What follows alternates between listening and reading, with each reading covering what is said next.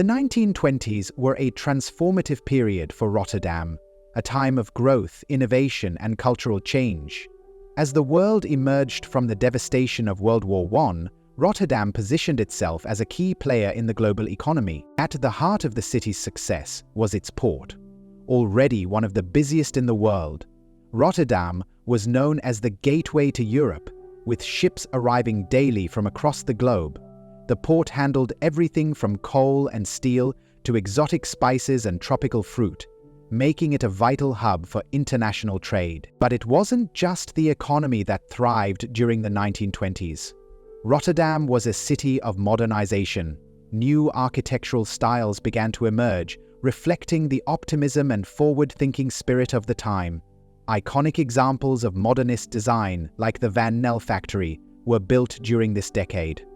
The factory, with its sleek lines and expansive glass windows, became a symbol of Rotterdam's embrace of progress and industry.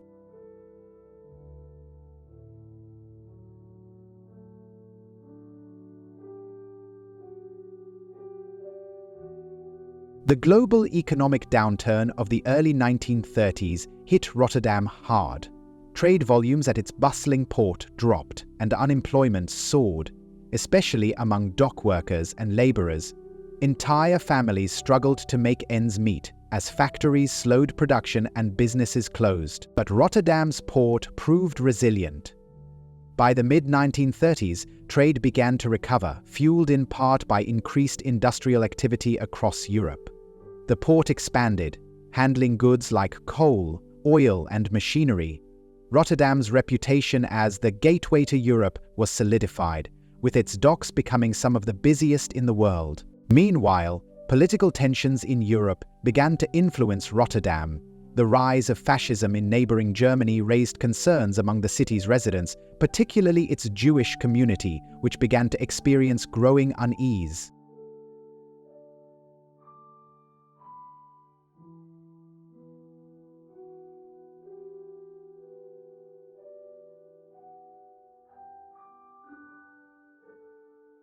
The Dutch government began taking precautions.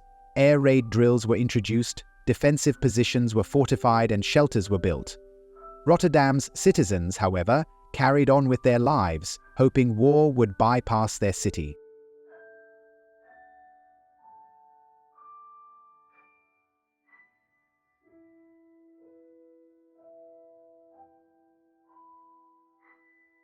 But on September 1, 1939, when Germany invaded Poland, everything changed. The Netherlands remained neutral for now, but Europe was at war. Rotterdam, with its strategic location and vital port, became a city under looming threat.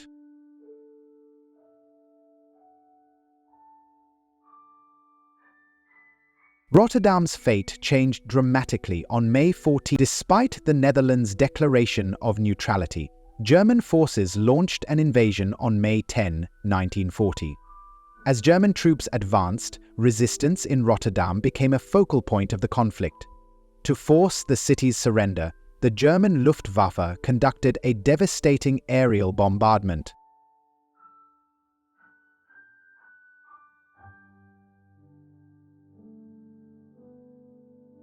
The bombing destroyed much of Rotterdam city centre, reducing its historic core to rubble. Around 1,000 civilians were killed, and approximately 80,000 people were left homeless. The attack obliterated many iconic buildings, including centuries-old structures, and left the city with a desolate landscape. The psychological impact of the bombing also pressured Dutch forces to surrender the same day to prevent further destruction in other cities. In just 15 minutes, the heart of Rotterdam was reduced to rubble. Over 25,000 buildings were destroyed, and entire neighborhoods were wiped out. The iconic Lawrence-Kerk, which had stood for centuries, was heavily damaged.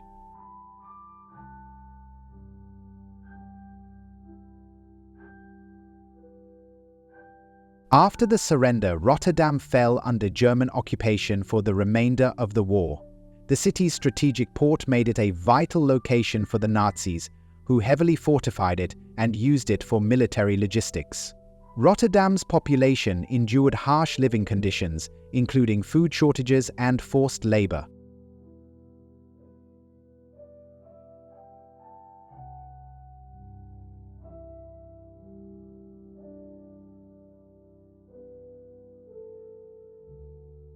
The bombing of Rotterdam was not entirely intentional at the scale it occurred.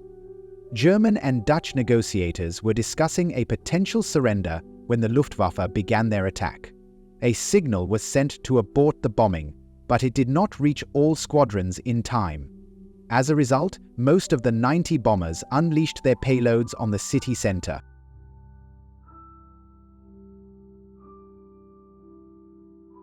While many bombs were high explosive, the Luftwaffe also dropped incendiary bombs designed to ignite fires. These fires caused the most destruction as they spread uncontrollably through the densely packed city center. Wooden structures and other flammable materials fueled a firestorm that consumed much of Rotterdam.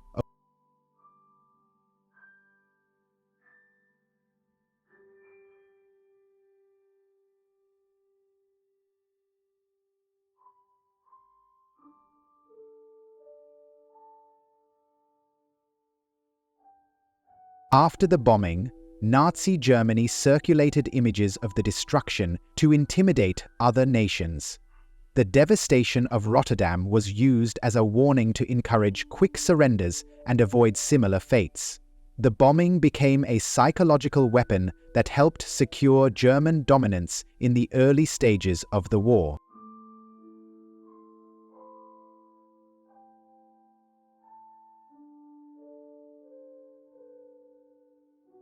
Not all German bombers participated in the destruction. Due to the miscommunication about halting the attack, some pilots refrained from dropping their bombs once they realized the city had begun surrender negotiations. However, this effort was too little, too late to prevent the devastation. After the bombing, the Germans took foreign journalists on tours of the destroyed city, attempting to justify the attack as a military necessity. This propaganda effort sought to shift the blame onto Dutch resistance and frame the bombing as an unfortunate but strategic action. Despite the destruction, many residents chose to stay in Rotterdam, living in temporary shelters or damaged homes while rebuilding began. This determination to remain in their city reflected the deep attachment Rotterdam's people had to their home, even in its darkest hour.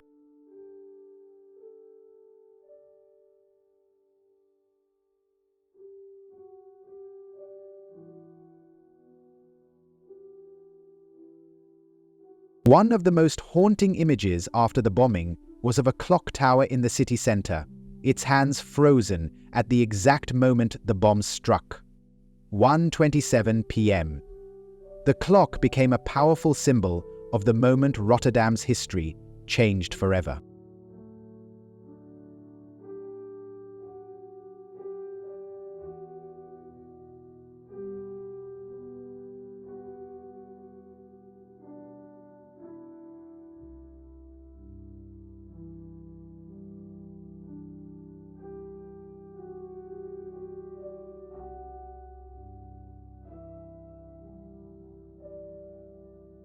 The destruction didn't end with the bombing. Fires swept through the city for days, consuming what little remained. When the flames finally died down, the scale of the devastation was staggering.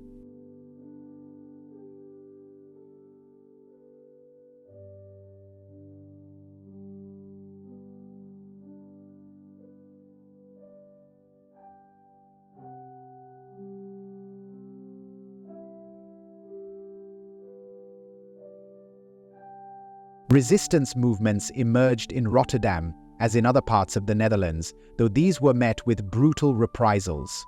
The city became a site of covert operations and sabotage efforts aimed at undermining German control.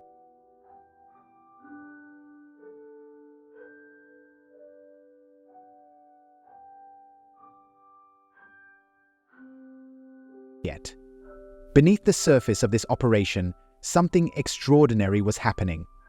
The workers in Rotterdam's docks and shipyards, under the watchful eyes of Nazi overseers, found subtle but powerful ways to fight back. It started with small acts, mislabeling cargo, slowing down the loading of supplies, or accidentally damaging equipment. These acts might seem insignificant, but in war, timing and precision are everything. A delayed shipment could mean disrupted plans. A damaged machine could stall progress on the battlefield. One of the most daring acts of sabotage involved slipping sand into fuel barrels meant for German vehicles. The sand would clog engines, causing breakdowns far from Rotterdam. It was a quiet form of resistance, but the damage rippled through German operations.